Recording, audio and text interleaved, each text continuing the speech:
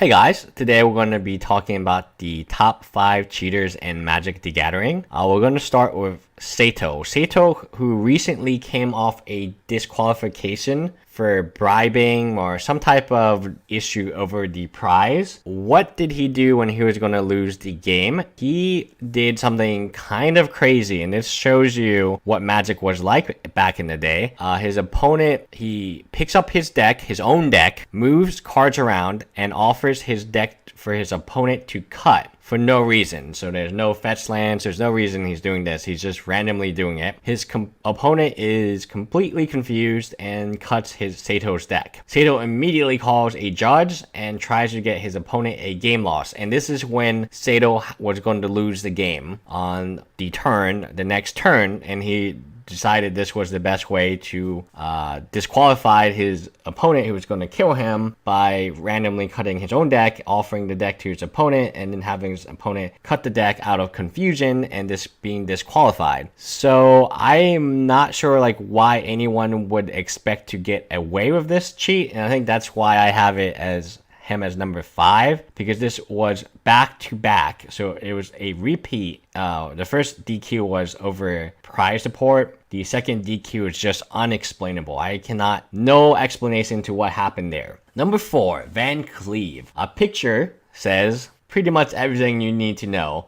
Reporting back then was kind of crazy. Obviously it helps you if you know what the person next to you is drafting, because then you can avoid the colors they're drafting, and it will help you actually both. But at the end of the day, this picture is just hilarious because the Wizard of the Coast comment, which I don't think was meant to be sarcastic, was saying that Van Cleve really wanted that t-shirt he was looking at, and totally omitted probably one of the most famous Magic images for cheating. Now, number 3, we have Mark Justice. Back in the day, Mark Justice was the number 1 Magic player. He won pretty much all the events. He was in Inquest magazine all the time. He dominated the game, and he was also the biggest cheater of the game. Him and Mike Long. The only reason I don't have Mike Long here, pretty much Mike Long he was called out on it. Mark Justice was put on a pedestal, and Wizard of the Coast actually decided to do this, by the way, and his numerous cheating incidents were downgraded all the time.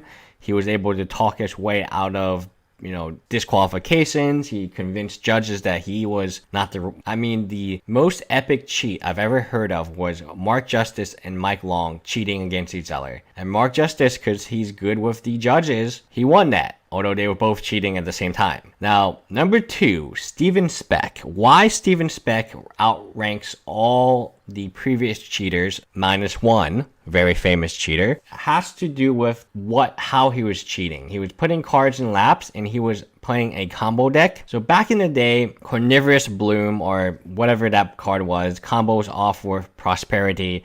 Combo was just terrible combo, but obviously if you can draw the pieces every single time, it becomes a lot better. Steven Speck wins on turn 1. So if he's on the play, you have no interaction with him on Modern. And he was bold enough to say that the deck that he was playing, Amulet Bloom, would be banned, that he was going to get the deck banned on Twitter. Some dude responded, hey, no, you're going to be the one banned, because everyone knew what he was doing. This is a guy who continued to pull off turn 1 win after turn 1 win and then brag about it. It is beyond my understanding of why you would possibly do that, because if people are talking about how many turn 1 wins you have, you are going to be called out, and he was. But number 1, the face of cheating in Magic, Alex Bocchini. There's no one I can think of who has cheated for more money at higher levels than this guy. He has look at the picture of the check, look at the picture of his powered 9, look at the picture of,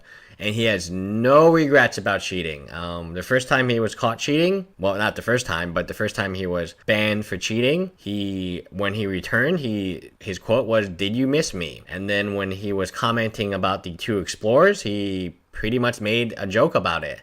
And there was no remorse from his side about cheating and about essentially taking money away from the other participants. You cannot beat and Alex Bacchini when he's cheating. You cannot beat him. That's the reason he wins all of these events.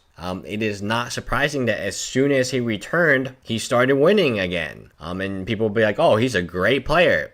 He's great at something, but I don't think it's playing Magic. So Alex Bacchini definitely takes the number one spot, mainly because of the whole repeat incident. I mean, you're banned from years. You come back and you get banned within like the same year. And people don't want to play against you because even if you're not cheating, like how do they know? Your reputation is just so horrendous that even if you weren't cheating, I'm sure somebody would have mistaken you for cheating and called a judge on you. At all times, you would need a judge just for this one guy.